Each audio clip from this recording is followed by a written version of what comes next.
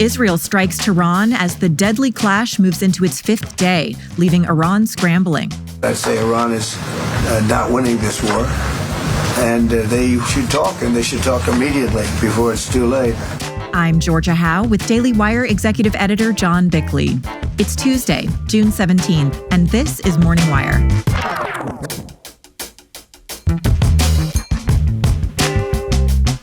President Trump doubles down on deportations amid the spread of anti-ICE protests and riots.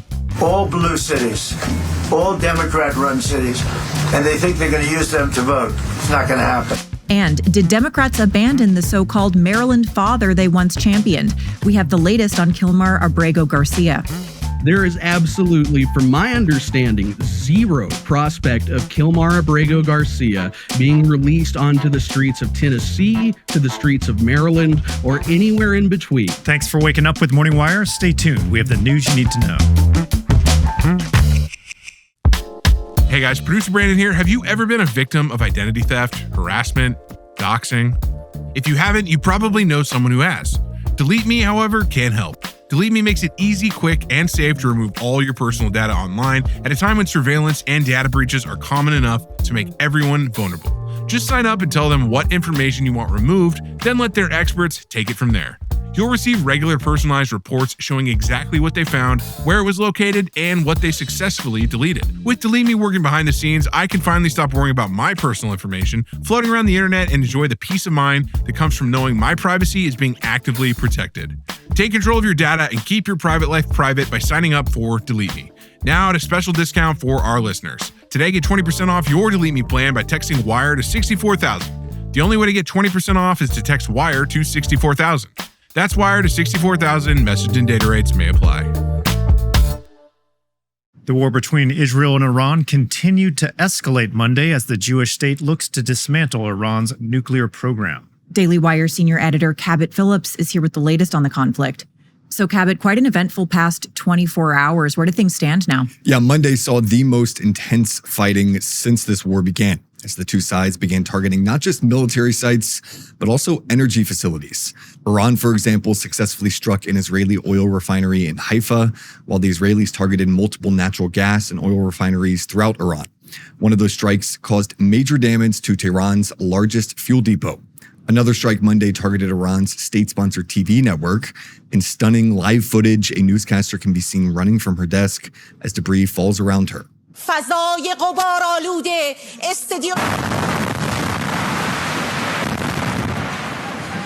their part, Iran has so far launched nearly 400 missiles and drones, though only a few dozen have made it past Israeli air defenses. Those strikes, most of which have targeted civilian areas, have reportedly killed 24 people and injured more than 600. But there's no doubt that Israel is so far having much more success, mainly because they've achieved near total control of Iran's airspace. They were able to quickly knock out the country's air defenses, including a third of their missile launchers so far, and dozens of surface-to-air missile facilities. That air superiority has allowed Israel to rely more on warplanes for their strikes instead of those expensive long-range missiles. And it's important to note, they do not plan on stopping anytime soon. Prime Minister Netanyahu has made clear that this operation will continue until Iran's nuclear facilities have been totally destroyed, and that could take some time. Now, what's the response from the White House been? Well, on Monday night, President Trump rocked Washington and Iran with a Truth Social post that read, quote, "Iran should have signed the deal I told them to sign. What a shame and waste of human life." Simply stated, Iran cannot have a nuclear weapon. Everyone should immediately evacuate Tehran. Almost immediately, roads out of the city were sent into gridlock, with endless lines of cars trying to flee in the middle of the night. President Trump also convened a late-night meeting of the National Security Council, prompting speculation that he was planning an attack. But a White House spokesman said Monday night that, quote, "American forces are maintaining their defensive posture, and that has not changed." President Trump has continued to stand by Israel, saying his administration would support their efforts. As a sign of that support during a meeting with G7 leaders in Canada on Monday, Trump refused to sign a joint statement that called for de-escalation in this conflict. But while he has stopped short of committing American forces to the war, there is reportedly growing pressure from Israel for U.S. backing. Now, in particular, Israel reportedly wants America's help in knocking out Iran's Fordow uranium enrichment site, which is buried deep underground, under a mountain, actually.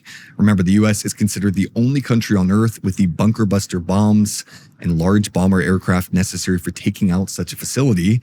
And Israel has been clear that this operation will not be considered a success unless Fordow is destroyed. For more on that, I spoke with Dr. Paul Ray, professor of history at Hillsdale College. You can imagine, given our capacity to deliver those bombs, that it would be very useful to the Israelis if we were to bomb Fordow, which is the mountain.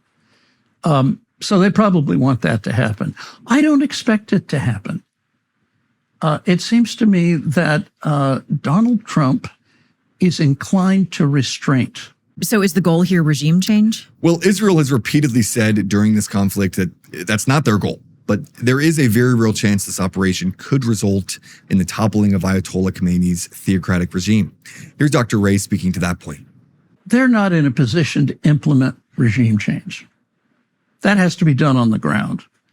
They can't send thousands and thousands of Israelis in, take the place over, kill off the mullahs, and then put somebody in power. But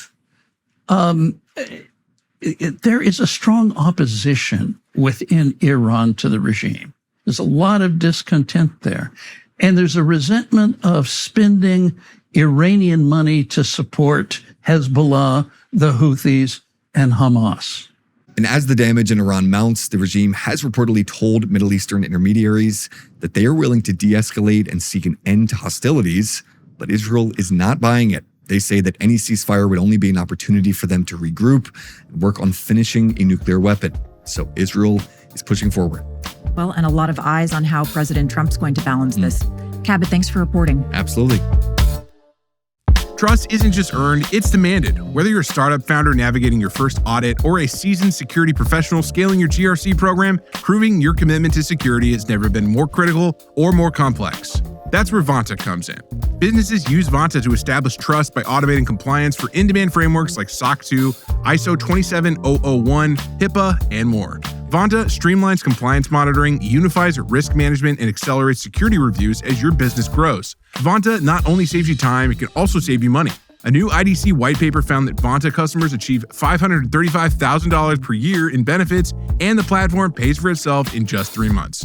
Join over 10,000 global companies like Atlassian, Cora, and Factory who use Vanta to manage risk and prove security in real time.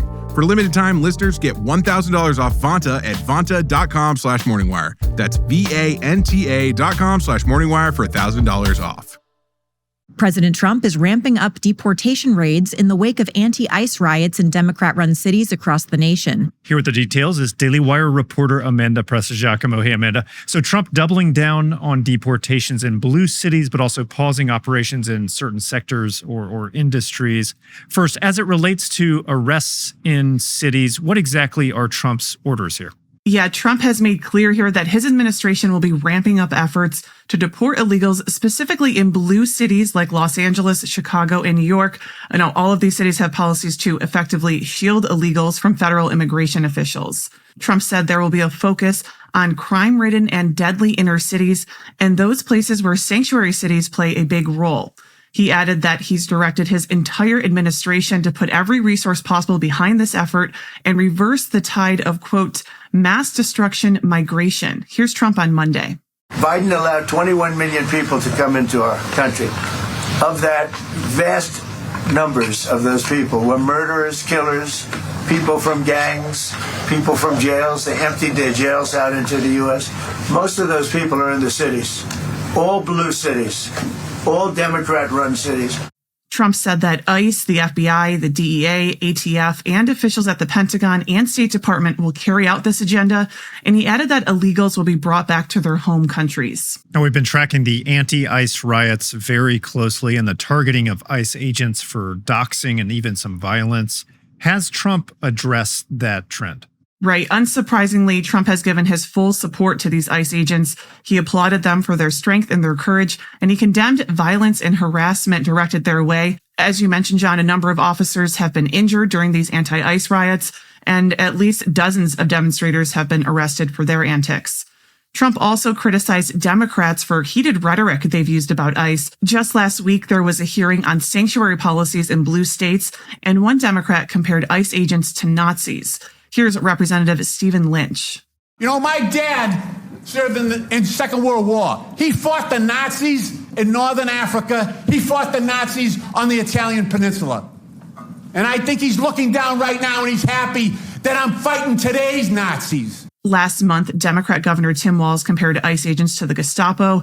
And, there's been a lot of this radical language used about immigration from Democrats. For example, Representative Alexandria Ocasio-Cortez, she called detention facilities at the border concentration camps. Now, as we said, while Trump is ramping up deportations in these sanctuary cities, he's signaled a different approach for certain industries. What's happening there? Yeah, Trump recently said that there's going to be a policy change when it comes to deportations on farms, hotels, and leisure businesses. He said he wants the administration to use common sense here and not focus on deporting workers who've been here for decades. Here's Trump in his own words. Our farmers are being hurt badly by, they have very good workers. They've worked for them for 20 years. They're not citizens, but they've turned out to be, great. And we're going to have to do something about that. And you know what's going to happen and what is happening? They get rid of some of the people. They end up hiring the people, the criminals that have come in, the murderers from prisons. According to sources, the administration officially instructed ICE agents to stop immigration raids and investigations at farms, hotels, and restaurants this past Thursday. Now, this follows a warning from the Department of Agriculture that aggressive deportations in rural areas could destabilize the food supply. Now, this is a controversial move, no doubt, for some on the right, correct? Yeah, definitely. While some are advocating for this slowdown in certain industries, there's been some backlash from conservatives and Trump supporters. They're calling this de facto amnesty, and they're saying it's just not what they voted for. Now, those defending Trump, they say that he's taking a pragmatic approach here to this massive problem, and he's focusing on the priority deportations first. Amanda, thanks so much for reporting. You're welcome. Kilmar Abrego-Garcia, the illegal immigrant who was embraced by Democrats when he was deported to El Salvador, appeared in court here in Nashville on Friday on smuggling charges. Daily Wire investigative reporter Mairead Elordi is here with the details. So, Mairead, what is the status of Abrego-Garcia's case? Hi, Georgia. So Abrego-Garcia pled not guilty on Friday in a Nashville federal court. As a reminder, this is the guy who is dubbed a Maryland man by the legacy media, even though he is an illegal migrant from El Salvador.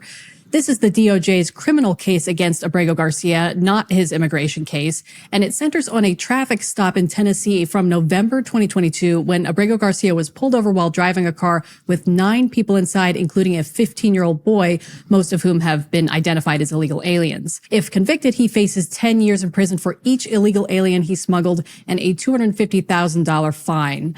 He was brought back to the U.S. last week after being deported to El Salvador due to suspected MS-13 ties.